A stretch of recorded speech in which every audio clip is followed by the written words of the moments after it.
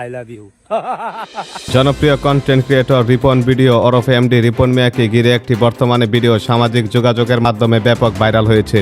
ভিডিওটিতে দেখা যাচ্ছে স্থানীয় কিছু মানুষ তাকে ঘিরে একটি সালিশ বৈঠক বসেছেন। এরপর থেকে সোশ্যাল মিডিয়ায় নানা ধরনের দাবি ও গুঞ্জন ছড়িয়ে পড়েছে এবং পরকীয়া করায় ভুক্তভোগী রিপন মিয়াকে দিতে হবে 5 লক্ষ টাকা জরিমানা এবং তাকে গ্রাম থেকে বিতাড়িত করা হবে বলে অভিযোগ রয়েছে, কিন্তু এখন পর্যন্ত সঠিক কোনো তথ্য পাওয়া যায়নি।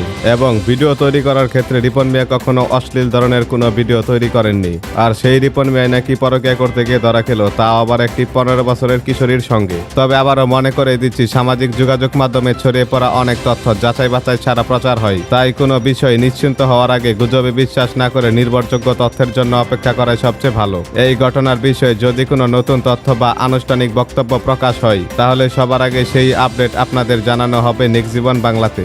এই ঘটনাটি নিয়ে আপনার মূল্যবান মতামত কি অবশ্যই কমেন্টে জানাবেন।